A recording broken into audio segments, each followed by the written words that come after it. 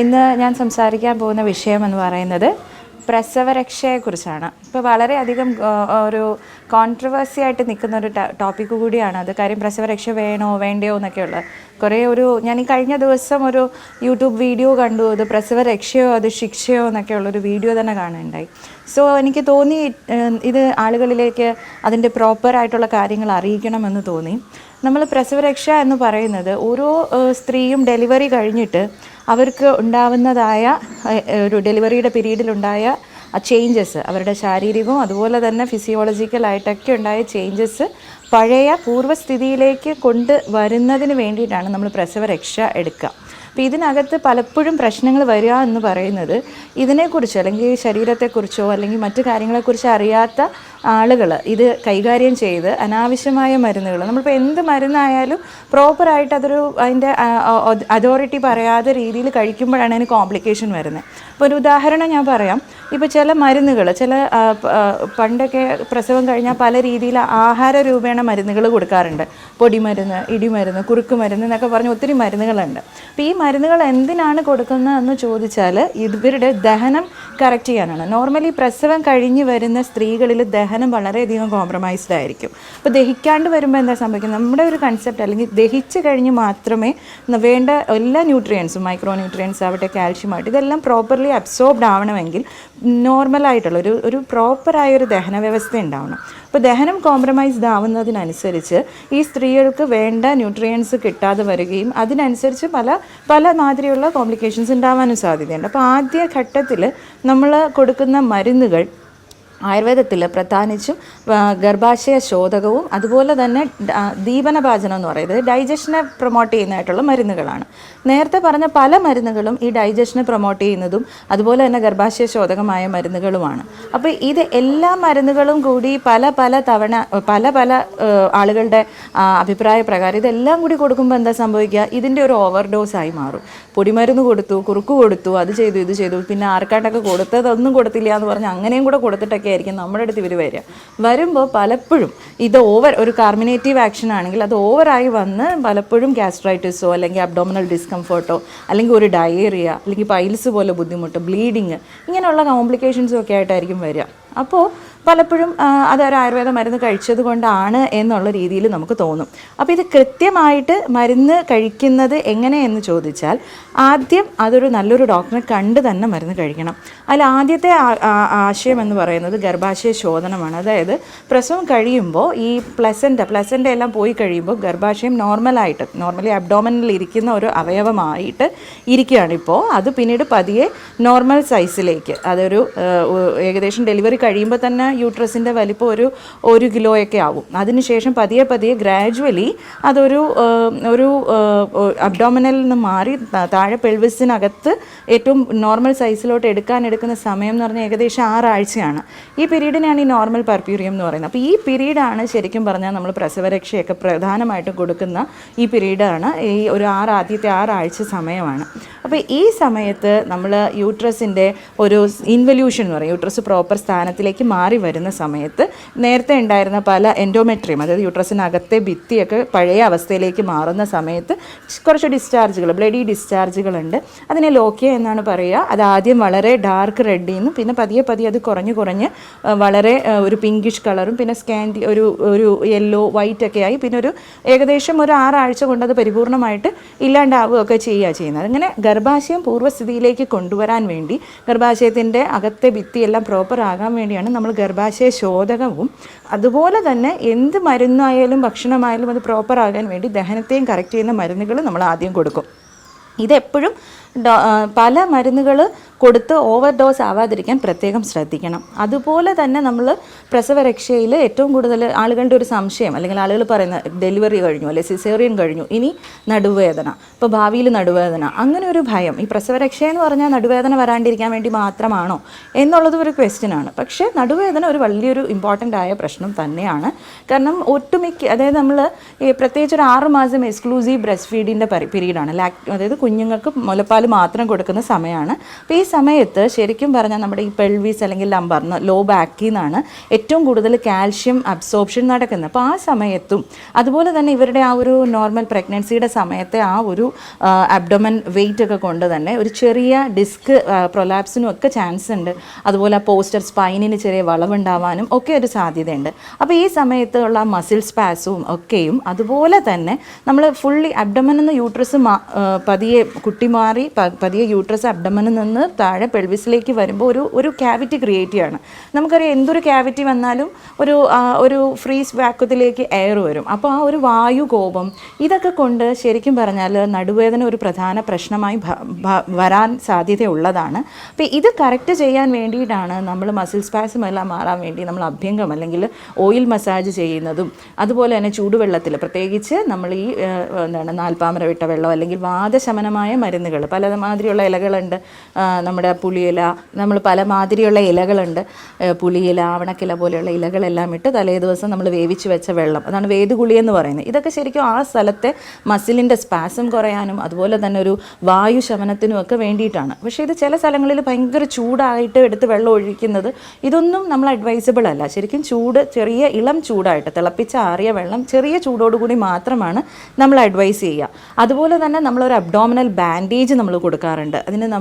അതും വളരെ കോൺട്രവേഴ്സിയാണ്. അത് എന്തിനാണ് അങ്ങനെ ചെയ്യുന്നതെന്നൊക്കെ പറയും. ശരിക്കും ഞാൻ നേരത്തെ പറഞ്ഞ പോലെ യൂട്രസ് പതിയെ അത് പെൽവിസിലേക്ക് മാറാണ്. കുട്ടി ഡെലിവറി കഴിഞ്ഞ് കഴിയുമ്പോൾ അബ്ഡോമിനിൽ ഉണ്ടാകുന്ന ക്യാവിറ്റി സമയത്ത് ആ വായുവിൻ്റെ പ്രശ്നം വരാണ്ടിരിക്കാനും അതുപോലെ തന്നെ നമ്മുടെ ഈ ലംബാർ അതുപോലെ തന്നെ സാക്രോ ഇലിയാക് ജോയിൻറ്റിനൊക്കെ ഒരു സപ്പോർട്ട് കിട്ടാനൊക്കെയാണ്. പലർക്കും നമ്മളിവിടെ അനുഭവത്തിൽ നിന്ന് തന്നെ അറിയാം, വളരെയധികം നടുവേദന വന്നുകൊണ്ടിരിക്കുന്ന ഇവരിൽ നമ്മൾ ഈ കറക്റ്റായിട്ട് അബ്ഡോമിനൽ ബൈൻഡിങ് ചെയ്യുമ്പോൾ അത് ശരിക്കും അവരുടെ വയറ് ചാടാതിരിക്കാൻ വേണ്ടിയിട്ടെന്നുള്ളൊരു ധാരണയാണ് പലർക്കും. കൂടുതലും അത് നമുക്ക് ലോ ബാക്ക് സപ്പോർട്ടാണ്. നമ്മളിപ്പോൾ ലോവർ അബ്ഡോമനെയും അതുപോലെ നടുവിനെയൊക്കെ ഒരു കച്ച കെട്ടുന്ന പോലെയാണ് നമ്മളത് ബാൻഡേജ് ചെയ്യുക.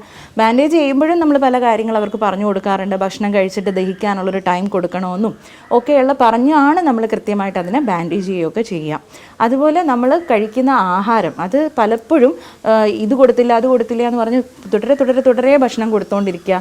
അതൊക്കെ പലപ്പോഴും അജീർണം ഉണ്ടാക്കാനും ദഹനക്കേട് ഉണ്ടാവാനും കോൺസ്റ്റിപ്പേഷൻ ഉണ്ടാവാനും ഒക്കെ കാരണമാണ്. ഇതുപോലെ അരിഷ്ട അസവങ്ങൾ പോലെയുള്ള മരുന്നുകൾ കൊടുത്തിട്ട് പൈൽസ് വരുന്നു, ഫിഷർ വരുന്നു എന്ന് പറഞ്ഞ് വരുന്ന ആളുകളുണ്ട്.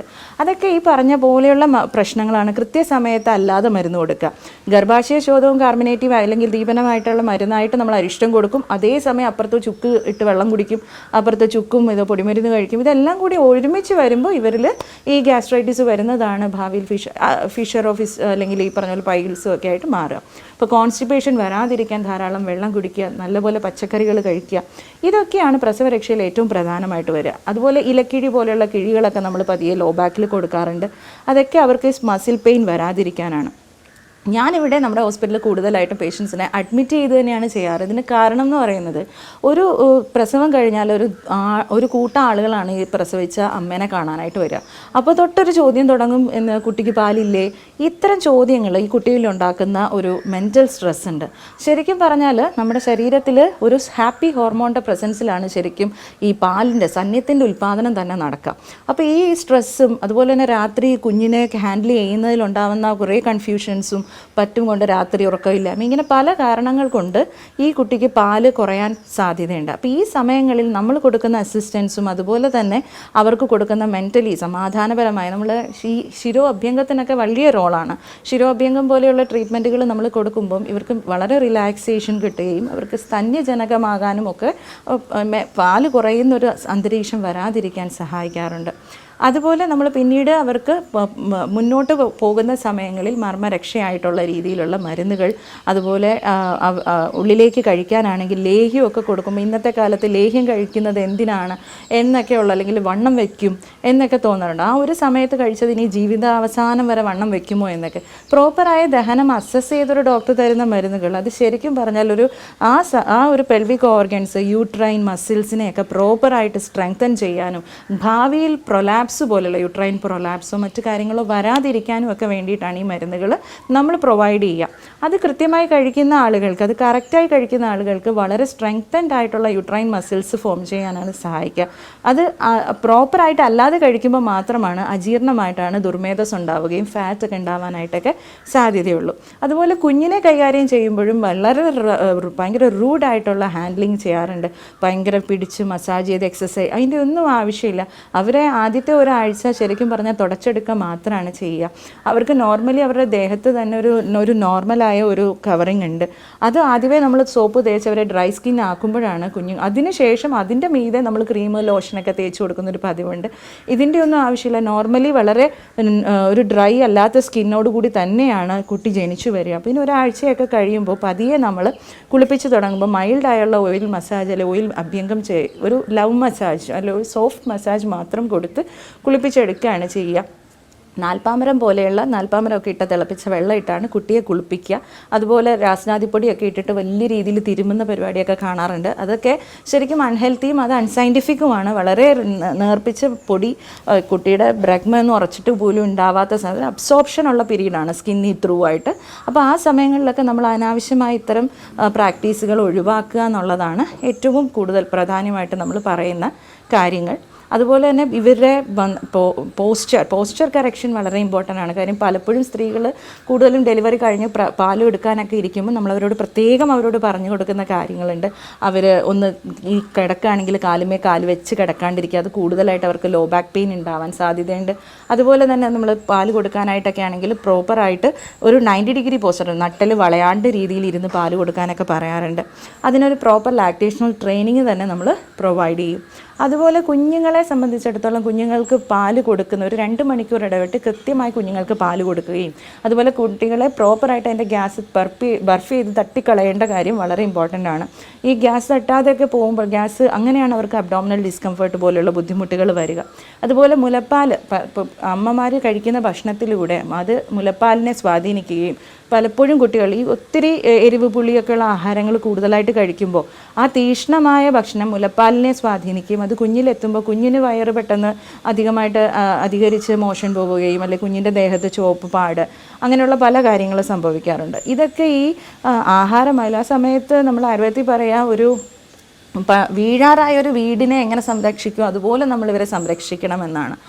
പല രീതിയിലും ആളുകൾ പറയും ഇങ്ങനെ ഇത് ചെയ്യേണ്ട അത് ചെയ്യേണ്ട എന്നൊക്കെയുള്ള രീതിയിൽ പറയുമെങ്കിൽ പോലും കൃത്യമായി ഒതൻറ്റിക് ആയിട്ട് ഒരു ഡോക്ടറുടെ മേൽനോട്ടത്തിൽ ചെയ്യുന്ന പ്രസവരക്ഷ അവർക്കൊരു വലിയൊരു ജീവിതത്തിലേക്ക് ഒരു വലിയൊരു അസറ്റായിട്ട് തന്നെയാണ് മാറുക. കാര്യം ഓരോ സ്ത്രീകളും ഒരു പ്രസവരക്ഷയ്ക്ക് ഒരു ഡോക്ടറുടെ അടുത്ത് പോകുമ്പോഴാണ് അവർക്ക് ഏറ്റവും കൂടുതൽ അവരുടെ ഇഷ്യൂസ് മുഴുവനും അഡ്രസ്സ് ചെയ്യാൻ പറ്റുക. ഉറക്കക്കുറവ് മാത്രമല്ല, അവർക്ക് പല മാതിരിയുള്ള പ്രശ്നങ്ങളാണ് ആ സമയത്തുണ്ടാവുക. ഇതുപോലെ തന്നെ ഈ സമയത്ത് വരുന്ന ഡിപ്രഷൻ, പോസ്റ്റ് പ്രഗ്നൻസി ഡിപ്രഷൻ പോലെയുള്ള കണ്ടീഷൻസിനെയൊക്കെ ഈ തരത്തിലുള്ള ചെറിയ നമ്മുടെ അഭ്യംഗവും അതുപോലെ ഹെഡ് മസാജും അതുപോലെ തന്നെ ഇവർക്ക് കൊടുക്കുന്ന മൈൽഡ് യോഗ പോലെയുള്ള ട്രീറ്റ്മെൻറ്റുകളൊക്കെ സഹായിക്കും. ഒരു 3 മാസമെങ്കിലും കഴിഞ്ഞതിന് ശേഷമേ നമ്മൾ അബ്ഡോമിനൽ സ്ട്രെങ്തനിങ് ആയിട്ടുള്ള എക്സസൈസുകൾ ചെയ്യാൻ പാടുള്ളൂ. ഒരു 3 മാസം കഴിഞ്ഞാൽ നമുക്ക് തീർച്ചയായിട്ടും അത്തരം എക്സസൈസുകൾ ചെയ്ത് നമുക്കത് മാനേജ് ചെയ്യാവുന്നതാണ്. അപ്പോൾ പ്രസവരക്ഷയെക്കുറിച്ച് ചോദിച്ചാൽ പ്രസവരക്ഷ എന്ന് പറയുന്നത് നിർബന്ധമായും എല്ലാവരും ചെയ്യേണ്ടത് തന്നെയാണ്. അല്ലെങ്കിൽ ഒരു ഏറ്റവും കുറഞ്ഞതൊരു അവരുടെ ആ ആഹാരത്തിലൂടെ എങ്കിലും അതുപോലെ തന്നെ അത് ഫാമിലി കൊടുക്കുന്ന കെയറും അതുപോലെ തന്നെ പ്രൊഫഷണലി ഡോക്ടേഴ്സിനോട് ആയിട്ട് ചേർന്ന് നിന്ന് അവർ കഴിക്കുന്ന ഭക്ഷണം ആഹാരം എല്ലാം അവരുടെ ഒരു മേൽനോട്ടത്തിൽ ചെയ്യുന്നത് അവർക്കൊരു പ്രൊലോങ്ഡ് ആയിട്ടുള്ള ഒരു ഹെൽത്തിയർ ലൈഫ് കിട്ടാൻ വേണ്ടി സഹായിക്കുന്നതാണ്. പല കാര്യങ്ങളിലും പ്രസവരക്ഷയെക്കുറിച്ച് ആളുകൾക്ക് സംശയമുണ്ടാകും. ആ സംശയങ്ങൾ തീർച്ചയായും നിങ്ങൾ ഡോക്ടേഴ്സിനോട് തന്നെ അത് ചോദിച്ചത് ക്ലിയർ ചെയ്യുക എന്നുള്ളത് വളരെ ഇമ്പോർട്ടൻ്റ് ആയ കാര്യമാണ്. പലപ്പോഴും ഇത് അബദ്ധമുണ്ടാവുന്നത് അനാവശ്യമായ മരുന്നുകളുടെ ഉപയോഗമാണ്. അത് പരമാവധി ഒഴിവാക്കുക. ഡോക്ടേഴ്സിൻ്റെ നിർദ്ദേശപ്രകാരമുള്ള മരുന്നുകൾ സേവിക്കുകയും ചെയ്യുക. അതിനകത്ത് യാതൊരുവിധ കോംപ്ലിക്കേഷൻസും ഉണ്ടാവുകയുമില്ല.